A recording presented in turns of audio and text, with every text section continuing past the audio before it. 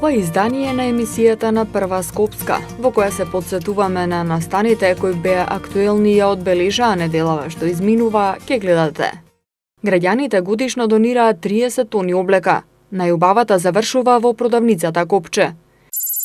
Објавен е меѓународниот тендер за набавка на нови автобуси за ЈСП Скопје. Храната, наместо во ѓубре, да заврши кај оние на кои им е потребна. Шелтер центрите привремен спас од насилниците. Жртвите по една година се враќаат дома.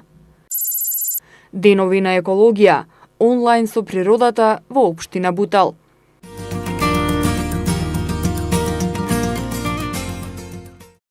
Кандидатите за председател на Републиката до Државната изборна комисија треба да ги поднесат кандидатурите најдоцна до 21 март, а изборната кампања треба да почне на 1 април.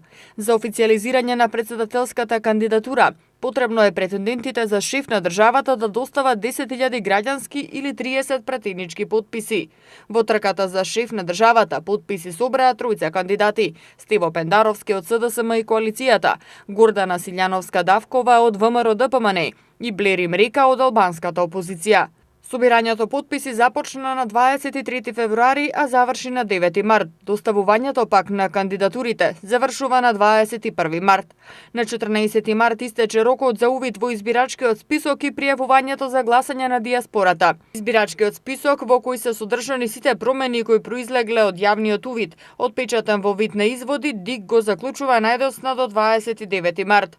Првиот изборен круг за шестите председателски избори е закажан за 21 април, а вториот ќе се одржи на 5 мај. По кој реден број ќе се најдат кандидатите, ДИК ќе утврди на 25 март со ждрепка. Кампањата преку која кандидатите ќе ја бараат довербата од гласачите почнува на 1 април и ќе трае до 19, пошто следува предизборниот молк. Гласачите ќе избираат председател на Републиката на 21 април.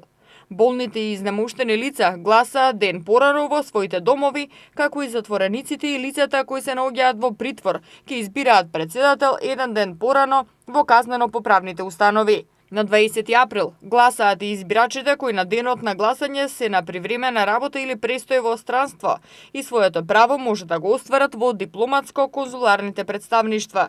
Втор круг на гласање ќе има доколку ниту еден кандидат за председател не го добил потребното мнозинство гласови и тогаш гласачите ќе бираат помеѓу двајцата кои освоиле најмногу гласови.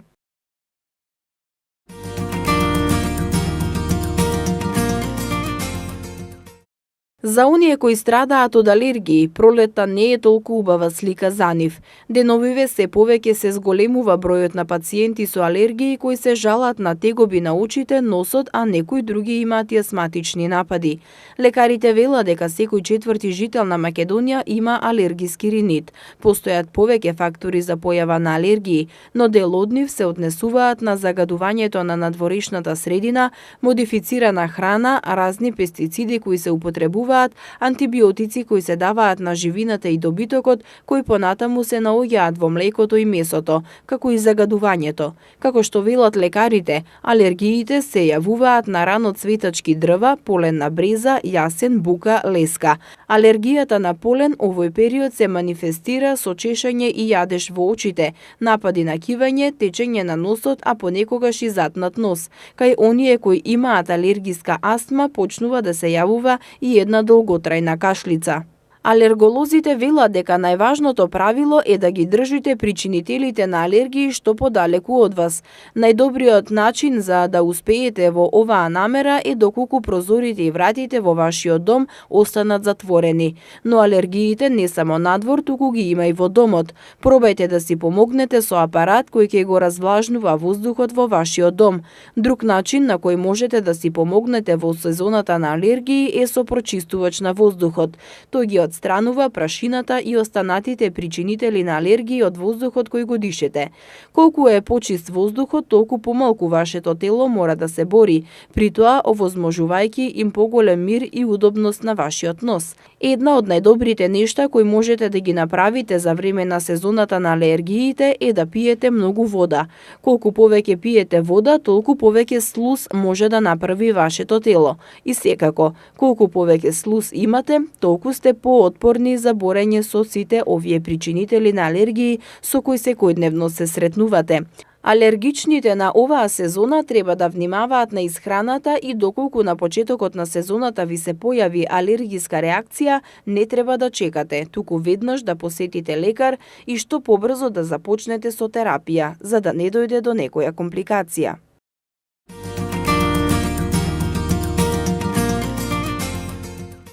Скопјани на годишно ниво во контейнерите на Црвениот крст на град Скопје донираат над 30 тони стара облека.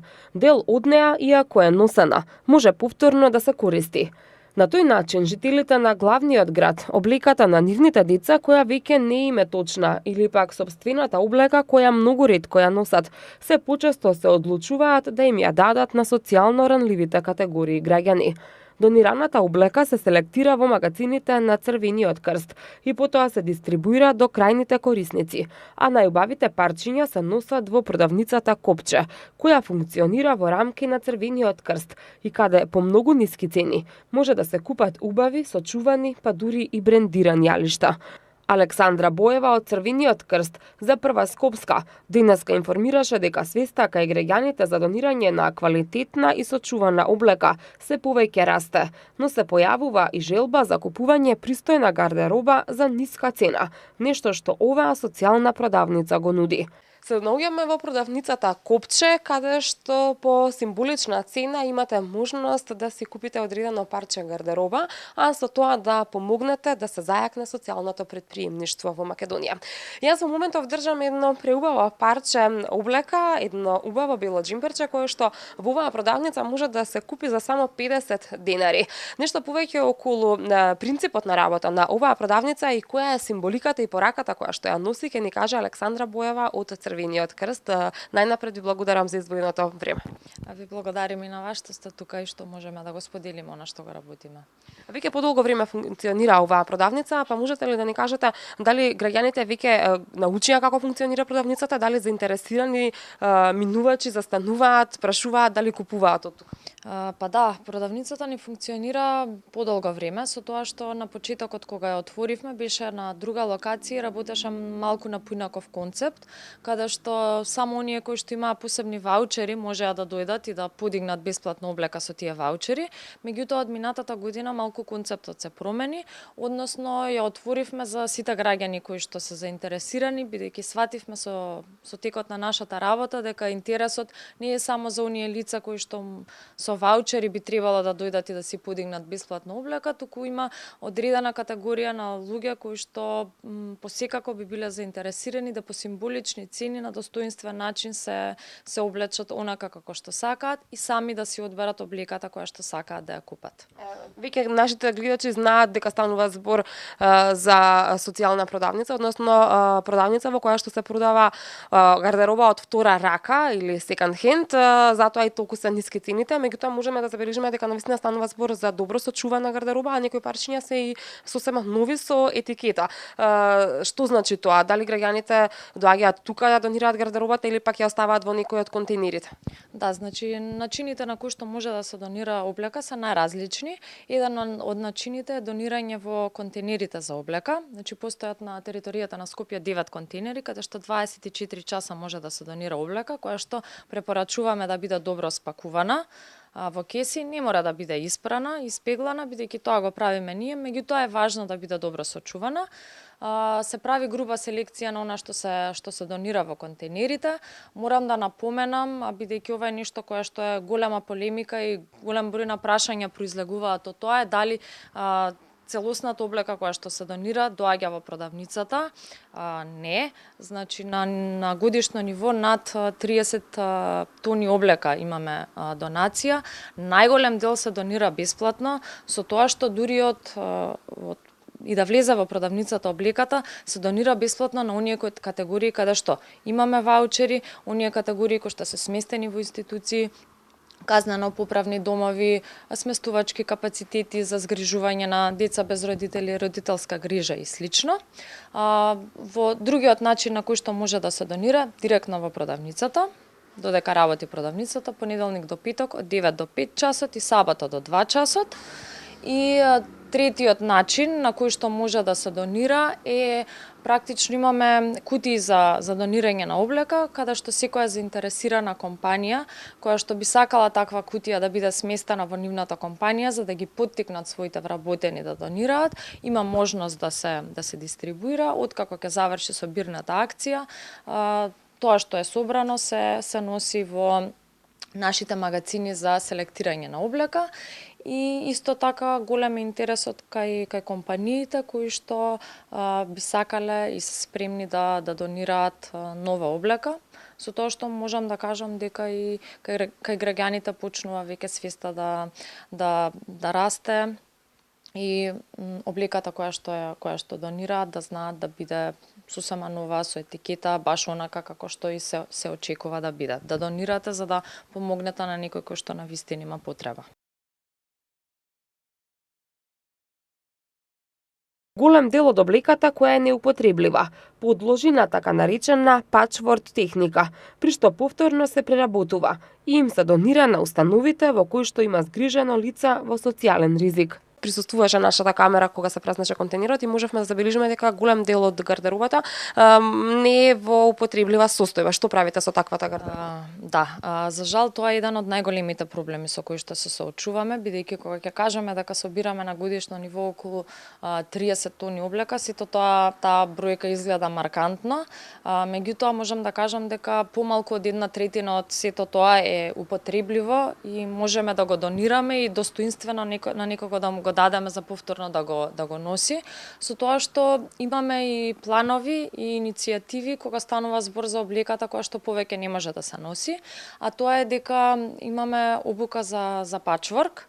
Пачворк е техника која што овозможува преку кроење на парчиња од неупотреблива облека, се сечат на коцки, триаголници и слично.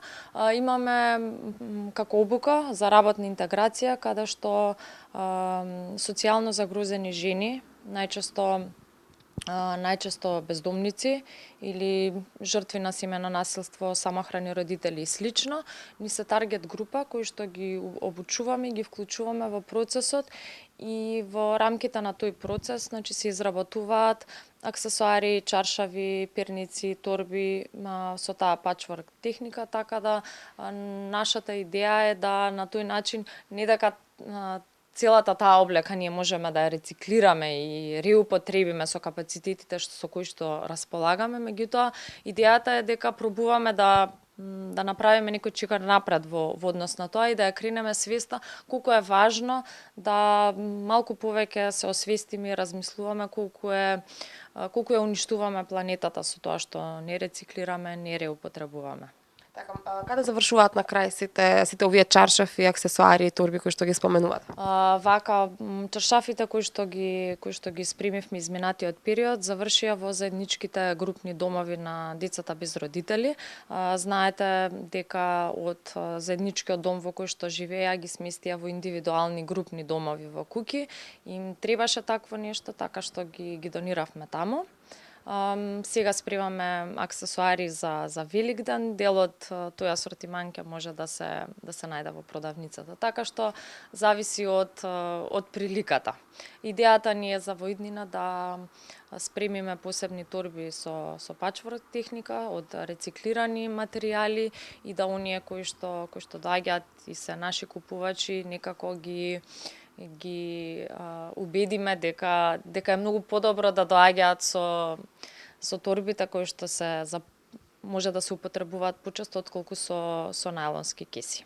Така, и она што можевме да го забележиме при нашата обиколка на продавницата, дел од облеката беше исто одредена порака, што навистина мене ми остави еден убав впечаток, можеби дел од облеката има сентиментално значење за оној кој што ја подарува.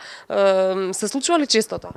Да, се случува и баш токму тоа што го кажавте, сите ние сме на некој начин сентиментално поврзани со некоја парче облека и најчесто тоа е причината да не сакаме да ја донираме.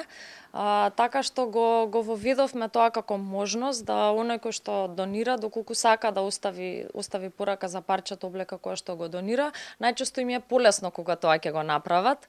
Таа сентиментална врска тука ја раскинуваат бидејќи оставаат пораката и им се случува многу често, најчесто сакаат да подарат некоја парче облека која што им донело среќа, ги потсетува на некои убави моменти, го носеле дали на првиот школски ден или првиот ден на работа или парчење облека купени со прва плата, така да задоволство и кај оние кои што донираат, но и кај оној кој што би купил таква парче облека.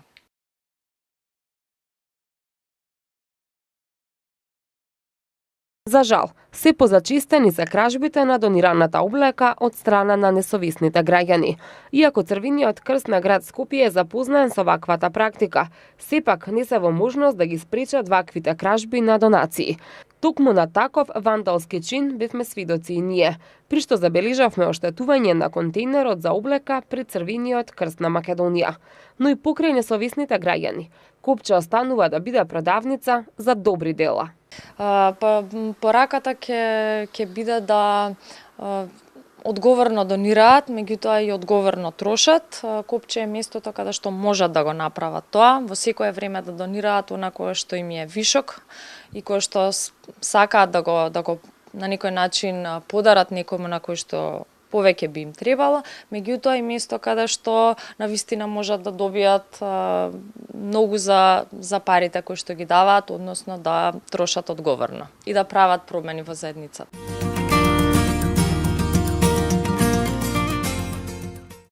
На повеќе локации во општина Илинден со засадување на садници и озеленување на просторот се реализира еколошкиот проект со зеленило против загадувањето. Како што соопштија од општина Илинден, целта на овој проект е преку озеленување на јавните површини во урбаниот дел на општината, односно покрај пешачко-велосипедските патеки, површини покрај општински улици и патишта, просторот околу домовите на култура, училишните дворови, локалните економски зони, просторот околу детската градинка, површини околу спортските терени и останатите јавни површини, да се придонесе за подобрување на квалитетот на воздухот, унапредувањето на животната средина, како и подобрување на условите за живење и квалитетот на животот во локалната заедница.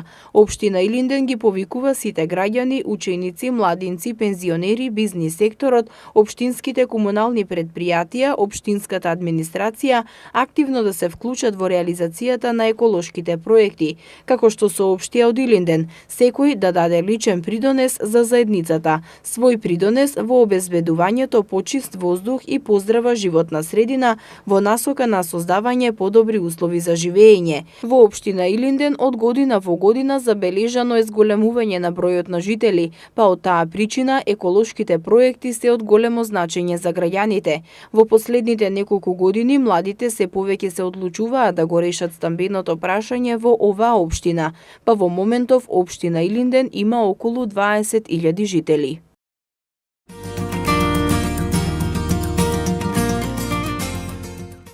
Утре пред споменикот на Никола Јонков Вапцаров во паркот пред општина Бутел со почеток во 11 часот ќе почне одбележувањето на Денот на екологијата. Манифестацијата ќе ја отворат градоначалникот Велимир Смилевски и заменик министерот за екологија Јани Макрадули. Како што информираат од општина Бутел, оваа година општината заедно со основните училишта и градинките ќе организираат повеќе активности кои ќе траат од утре се до 30 март, кога ќе биде одржана завршната манифестација Вози велосипед за почист свет. Од општината додаваат дека сите одбележувања ќе траат од 11 до 13 часот и 30 минути и покрај учениците и дечињата од градинките учество ќе земат и родителите, односно граѓаните на општина Бутел, а ќе бидат обезбедени и соодветни експерти за конкретните теми што ќе се обработуваат. На крајот ќе бидат наградени трите најуспешни тимови. Најдобриот екострип ќе се доделат пофалници, благодарници и планинарски ранци, информираат од Бутел.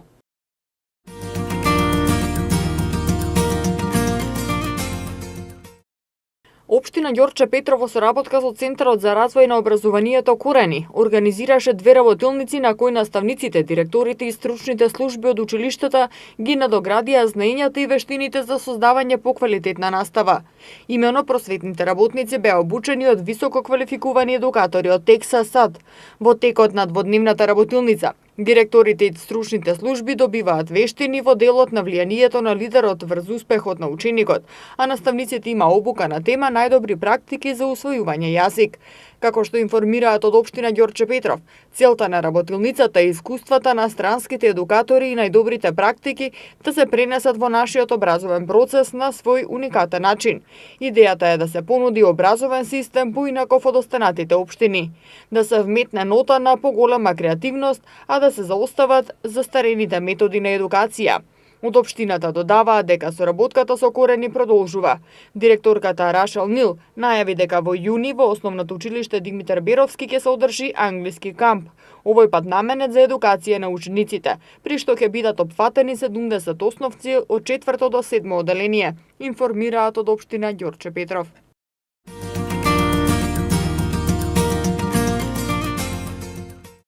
Овогодинешната акција Плати со поезија на Јулиус Мајнел оваа година ќе се одржи на 21 март, кога граѓаните ќе може да ги остават телефоните од рака и да си дозволат да се инспирираат од кафето и да го платат со поезија.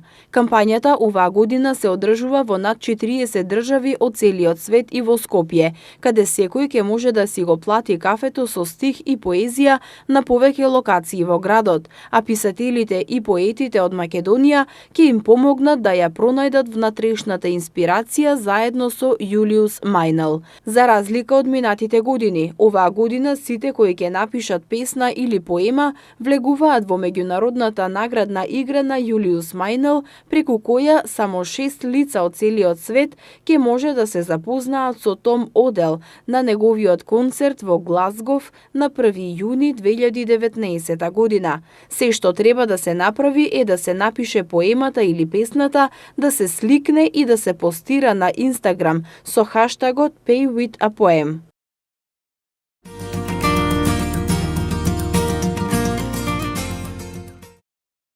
Со традиционална свеченост на Охридскиот аеродром ТАФ Македонија ги пречека 118 патници што пристигнаа од Малме, шестиот најголем град во Скандинавија. Патниците презадоволни од летот. Супер беше, као никогаш, супер беше. Стигнавме на време точно, све окей. 48 години. Фала Богу, ние сме пензионери сега, ама имаме деца и зато. Многу убаво и убаво ќе биде сигурно, директ дома. Од дома дома. Од Малме директно Охрида. Како беше летот? Супер. Додека ми се плаче мене затоа што прерадосни сме вака да ви кажеме, многу беше очекувано ова. Повеќе пати јас имам овде стан во Охрид, фамилиарно, и сега сме презадоволни, значи. Половина час подоцна, во 11 часот и 55 минути, авионот полета од аеродромот Свети Апостол Павле од Охрид назад кон Малме, носејќи 60 патници. Почнувајќи од денес 18 март, летот од и до Малме ќе се обраќа секој понеделник и петок. Неџат Курт, координатор на аеродромите во ТАФ Македонија, истакна дека со овие две линии се отвараат нови два дојдовни пазари. Tomorrow on 19 Овој настан не само што го означува проширувањето на мрежата на линии од Охридскиот аеродром, туку исто така значи и отворање на два нови дојдовни пазари, Шведска и Италија, за патниците и туристите што пристигнуваат во прекрасниот град Охрид. Со воведувањето на овие две нови дестинации, веруваме дека ќе се појават бројни можности за македонските граѓани да ги прошират своите патувачки искуства. Би сакал да му се заблагодарам на Визер за посветеноста кон развојот на воздухопловството во нашата земја, како и на владата за нивната постојана поддршка. Министерот за транспорт и врски Горан Сугарески најави дека овој месец ќе се отворат вкупно 4 нови авионски линии, две од Охридскиот до Малме и Милано и две од Скопскиот аеродром до Баден-Баден и Бремен. Новите линии на Визер ќе се обраќаат два пати неделно со Airbus A320 со 180 седишта. Очекувам дека вака поставените политики ќе ги оправда нашите очекувања и ќе го зелеме бројот на туристи, а воедно ќе се овозможи нови европски дестинации за граѓаните. Веќе ги имаме првите резултати кои покажуваат зголемување на бројот на патници во првите 2 месеци од годинава и тоа за 4,2%, вкупно или за 46% повеќе само на Охридскиот аеродром споредено со минатата година. Утре на 19 март во 17 часот и 25 минути Охридскиот аеродром треба да ги пречека и првите патници кои ќе пристигнат со првиот лет на Визер од Милано, италијанскиот град познат како еден од главните градови во светот на модата и дизајнот. И вршителот на должност, градоначалник на општина Охрид Константин Георгиевски, задоволен од напорите кои владата ги прави за промовирање на Охрид како туристичка дестинација. Ваквите напори на Министерството, на владата и на општина Охрид вродуваат со плод, се за секаков поздрав, се во насока на унапредување на туризмот, на унапредување на Охрид и на целокупната наша заедница. Со додавањето на Малме и Милано како нови дестинации, сега од аеродромот Свети Апостол Павле од Охрид има 5 редовни линии, до Виена, до Базел, до Цирих, Малме, Милано, како и 8 сезонски дестинации, до Амстердам, Брисел, Телавив, Варшава, Катовице, Истанбул, Айндховен и Талин, на кои оперираат 11 авиокомпании. Билетите за двете нови авиокомпании, Охрид Малме, Охрид Милано, Малпенса и обратно, се веќе во продажба преку веб страната на Визер.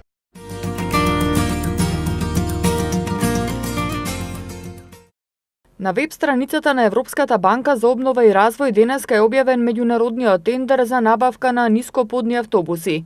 Со тоа ЈСП Скопје ќе го поднови својот возен парк со 30 до 40 единични изглобни автобуси за подобрување на услугите во јавниот градски превоз. Како што информираат од предпријатието, постапката и процедурата ќе се одвива во согласно со правилата и процедурите на Европската банка за обнова и развој, од каде е обезбеден кредит од 10 милиони евра за оваа намена. Новите автобуси со технологија на компримиран газ ќе имаат Евро 6 еколошки мотори, со што директно ќе се намали загадувањето на воздухот од јавниот превоз во Скопје. Нископодните автобуси ќе обезбедат можност за превоз на лица со попреченост, додека зглобните автобуси со новиот зголемен капацитет е предвидено да ги растоварат гужвите во јавниот превоз за време на сообраќајните шпицови. Меѓународниот тендер ќе се спроведува во 2 фази.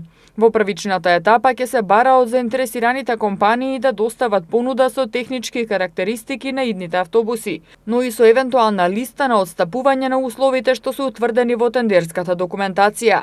По евалуацијата во втората фаза ќе бидат поканети сите понудувачи што ги исполнуваат квалификационите критериуми на тендерот. Цената по која ќе се набават автобусите ќе биде наведена во втората фаза. Меѓународниот тендер за доставување понуди ќе трае до 3 мај, пошто ќе следува фазата за евалуација на доставените понуди од првата фаза. Договорот за набавка на идните екоавтобуси се очекува да започне на 8 јули и да трае околу 9 месеци. Се наведува во објавениот тендер на веб страницата на Европската банка за обнова и развој. Доколку тендерската постапка се реализира успешно, граѓаните на Скопје до крајот на оваа или почетокот на 2020 година ќе се возат во нови автобуси.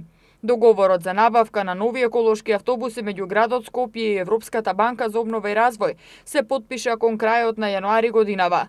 Покрај средствата од кредитот за реализација на проектот ќе се обезбедат дополнителни 1,8 милиони евра од буџетот на ЈСП, како и неповратен грант висина од 1,1 милион евра.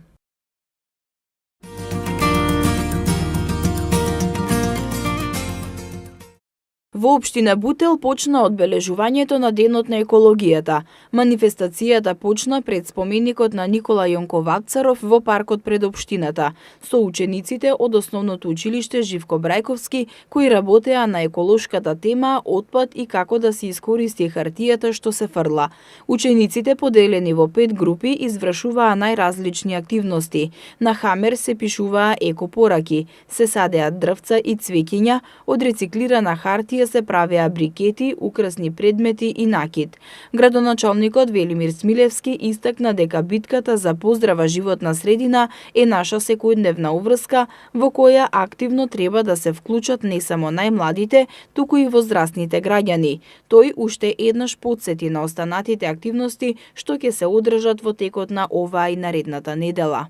10 дена, значи, ќе имаме различни активности, различни настани на различни територии на територија на општина Бутел, каде што сите заедно ќе учествуваме и ќе се наградуваме.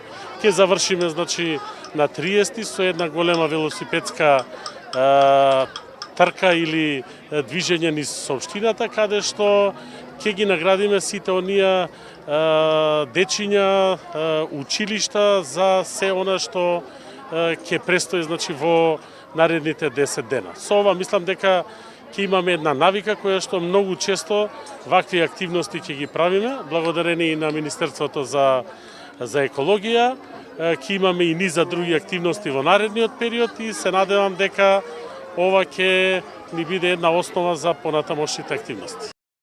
На манифестацијата присуствуваше и заменик министерот за животна средина Јани Макрадули, кој истакна дека е задоволен од оваа манифестација со која, како што кажа, младите ги засрамуваат возрастните за нивото на свеста кога е во прашање за чувувањето на животната средина.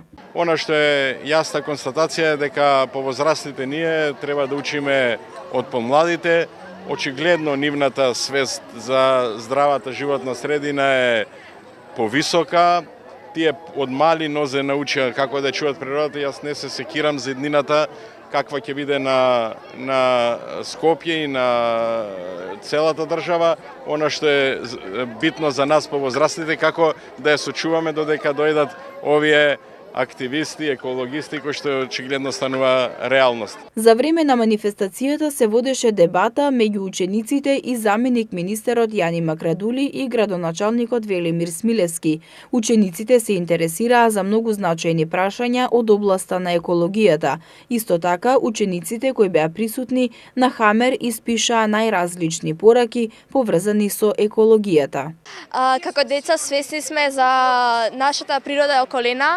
Пред се, овие проекти ја развиваат свеста и ја разбудуваат свеста кај нас дека треба да се грижиме за природата на вистина и да придонесуваме во тоа, бидејќи на вистина тоа е се пред се еден дел од живот, нашиот дел од животот. На сите активности кои ќе се случуваат во текот на оваа и другата недела ќе учествуваат учениците и децата од градинките. Учество ќе земат и родителите, односно граѓаните на општина Бутел, а ќе бидат обезбедени и соодветни експерти за конкретните теми што ќе се обработуваат. На крајот ќе бидат наградени трите најуспешни тимови, најдобриот екострип. Ќе се доделат пофалници, благодарници и планинарски ранци.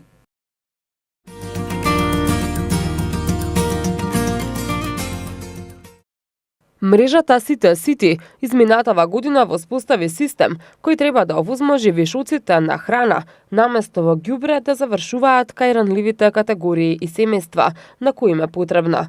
Годинава системот е поддржан и од Министерството за труд и социјална политика и Фондот за иновации, со цел да се види неговата одржливост и евентуално да се размислува од привремено да стане системско решение. Станува збор за систем кој има за цел вишокот храна кој е во добра состојба и безбеден, да не заврши на депониите, туку да се пренамени онаму каде е неопходен. За големината на промената што ја овозможува, зборува фактот што изминатиот период 210.000 оброци се донираа на повеќе од 3.300 граѓани, рече денеска координаторот на мрежата Сите Сити Блаже Јосифовски на доделувањето на наградите и признанијата на поддржувачите и на волонтерите, вклучени во активностите изминатата година.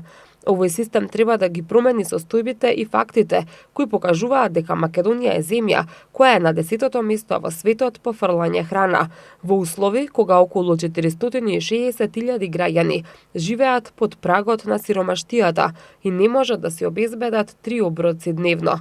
Министерката за труд и социјална политика Мила Царовска смета дека преку ваквиот систем се постигнуваат два ефекти: помалку отпад и храна во ѓубре, но и помалку гладни во земјава. Според директорот на Фондот за иновации и технолошки развој, ова е едно од оние решенија кое ни е пред очи, но како што вели, треба само да ги видиме и храброст да ги предложиме и спроведеме. Со ова се прави разлика на животот на оние на кои храната им е најпотребна.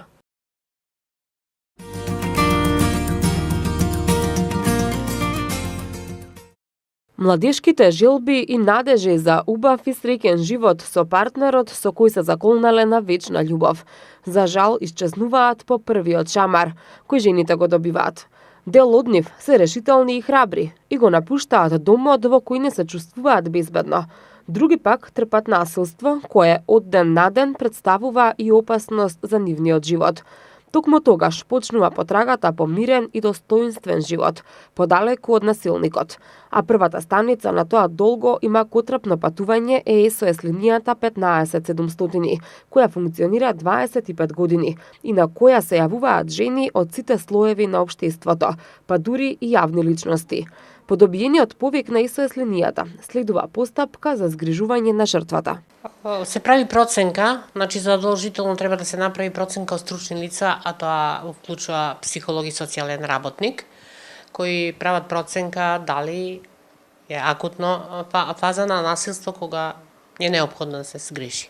По згрижувањето тука и носењето на мислење дека е потребно да се згрижува во шелтер центарот, каде останува од 1 месец до година дена, зависност од постапките и мерките кои ќе бидат преземени за време на незиниот престој.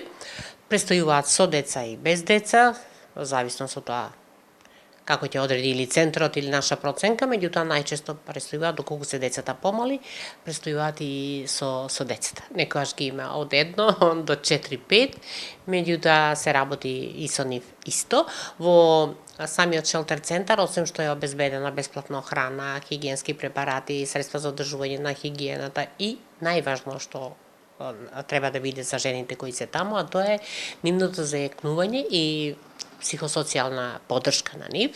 Затоа се таму социјалниот работник и психолог секојдневно се нив соработи на нивното подигање на свеста, да сознаат, да видат, пошто многу од нив веќе и не се свесни дека трпат некој вид на насилство, за да може да се охрабрат, за да можеме понатака со нив да работиме, а тоа значи да ги пријавиме агенција за вработување, да видиме ако можеме да успееме да отидат на некој курс за преквалификација, пото да можеме негде да најдеме вработување. Понобати сме посредувале изнаоѓање негде можеби за простор на живење, потоа за испишување на децата од училиште каде што со мајката на територија имале насилство, па ги префрлуваме во близина на шелтерот.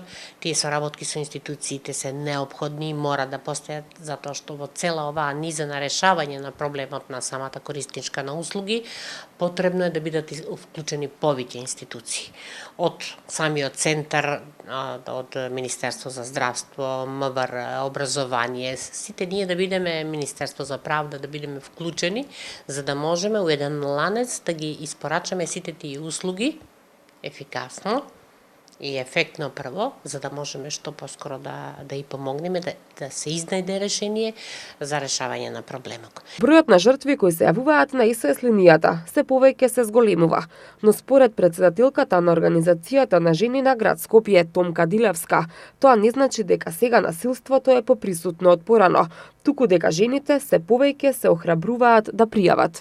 Бројот на жртвите се повеќе се зголемува. Жалосно е што повеќето жртви се со деца, со мали деца, ние скоро имавме дури и мало дете од 8 месеци. Сакам да кажам дека изгледа со менталниот склоп на мажите уште не е до таа мера дојдено да они треба да се замислат зашто тоа го прават. Дали навистина има причина на таков начин да се постапува? Значи со таква агресија, со таква физичка насилство, со психичко насилство, затоа што можеби најдобро е да се седне да се разговара, нели? Што се случува? И можеби грешка, уште една грешка воопшто во сите земји е тоа што најмалку се разговара со сторителот. Значи, по нашите испитувања досега што сме ги имали статистики, заклучуваме дека за сите овие работи не треба ние само да знаеме како оние што ги изгрижуваат, значи жртвите, него треба да знаеме каде е насилникот, што се случува, дали се презува нешто против него. И уште една најважна работа, зашто секој жената мора да излезе од домот, а не мажот. Добро, тука има и други околности, можеби не поседува ништо во станот или не го стекнале заедно, или па економски не зависта, така да мора да го напушти станот, али мислам дека институциите треба веќе време да се загрижат што со насилниците, каде со нив, како да се постапува и дали не е време да се размисля зашто само жените излегуваат од домот. И например, прек синоќа имавме во никое време, од 12 ноќе се јавува, каде понатаму? За жал, По престојот во шелтер центарот, жртвите кои не успеале да се интегрираат во општеството и да најдат работа и сместување, се приморани да се вратат кај насилникот, пошто голготата најчесто е уште потешка. За оние кориснички за кои не можеме да најдеме соодветно сместување или не се во можност или немаат каде да одат, за жал се враќаат повторно во средината од која што дошле. Иако постои закон за семејно насилство, иако се изрекуваат мерки на заштита, многу, да не кажам голем дел од насилниците не ги почитуваат тие мерки. Потоа им се изрекуваат на повисок степен мерки, меѓутоа многу тешко се почитуваат тие мерки, она пак е изложена некој пат дури многу повеќе отколку што била пред да пријави. Работиме со прв семеен центар, они прават тие советувања, брачни советувања, посебно со сторителот, посебно со самата жртва, потоа заедно за да дојде до некоја ситуација, ако е можно, барем да се ублажи малку состојбата.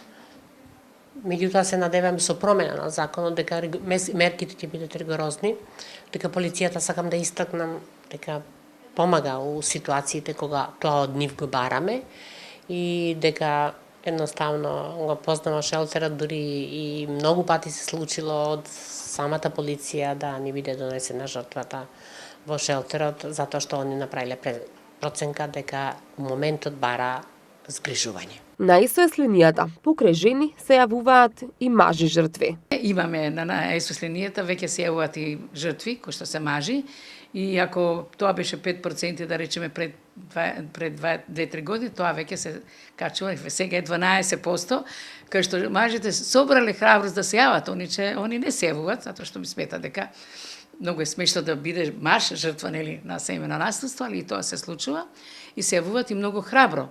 Настапуваат и се јавуваат дека да знаете, значи дека има и вакви работи кога жените се насилници. Организацијата на жени на град Скопје ги повикува општествено одговорните компании, но и хуманите граѓани со донации да го подобрат пристојот на жртвите од семејно насилство и нивните деца во шелтер центарот, каде што им се обезбедува храна, облека, пелени и средства за хигиена.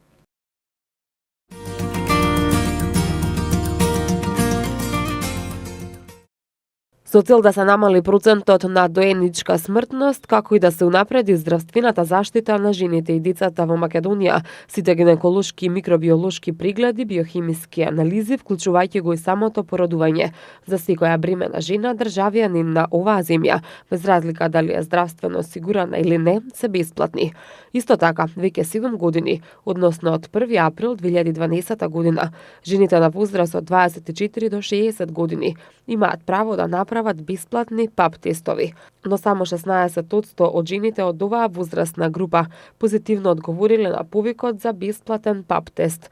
Останатите, иако добиле уредна покана преку овој тест да проверат дали имаат преканцерогени или можеби и малигни заболувања на грлото на матката, не се појавиле на гинеколошки преглед. За жал, се почесто се случува пациентките да тврдат дека иако овие прегледи се бесплатни, нивните матични гинеколози им наплатуваат. Според Фондот за здравствено осигурување, кај избраните гинеколози треба да се бесплатни дијагностички прегледи со ехо, колпоскопија и земање бриз.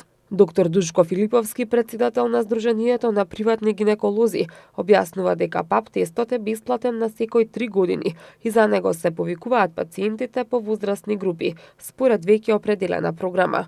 За ПАП тестот еднаш годишно се плаќа партиципација од 60 денари. Прифатените светски правила велат дека ако трите последни теста се уредни, наредниот се прави за 3 години, вели доктор Филиповски.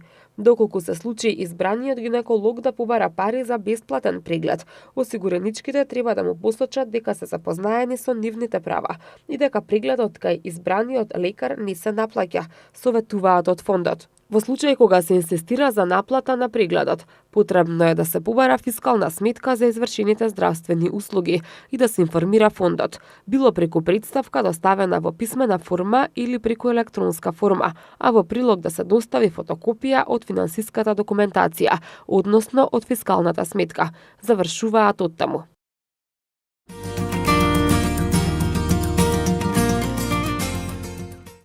Министерството за здравство ги очекува новите 12 возила за итна медицинска помош. Возилата ќе бидат распределени на повеќе места низ државата, а најмногу во Скопје, информира министерот за здравство Венко Филипче. Со одлука на владата ќе преземеме 8 комбини од Министерството за земјоделство, шумарство и водостопанство, што биле наменети за некоја друга намена, но ќе може целосно да се пренаменат да бидат амбулантни возила и ќе се доопремат, изјави Филипче. Посочи дека со овој дополнителен број од 8 возила ќе го надополнат целокупниот систем на итната помош ширум државата. Со оваа бројка на 12 возила што ги набавуваме и овие дополнително 8 возила, сосема доволно ќе се надополни капацитетот на возила кои недостасуваат, нагласи Филипче.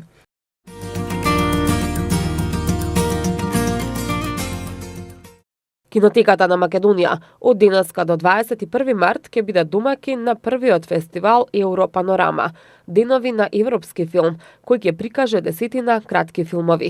Европанорама ќе прикаже нови кратки филмови од Европа со фокус и на нордиската кинематографија, од различни стилови и пристапи, анимирани, експериментални, фикциски и документарни, од млади филмски режисери. Фестивалот вечерва започнува во 19 часот со хрватскиот краток филм Кокошката на режисирката Уна Гуњак. Влезот за сите проекции на тридневната Европанорама е слободен. На 22 и 23 март филмовите ќе се прикажуваат и во Центарот за култура Асном во Гостивар. Европанорама е патувачки фестивал и досега ги посетил градовите Осло, Бејрут, Љубљана, Белград, Загреб, Грац, Рига, Копенхаген, Будимпешта. По гостувањето во Скопје и Гостивар ќе продолжи и во градовите Минск, Подгорица и Трст. Фестивалот се организира во соработка со Љубљанскиот интернационален фестивал на краток филм и Транзит филм базар. Тоа беше се за оваа емисија, а вие следете ги понатаму хрониките на Прва Скопска.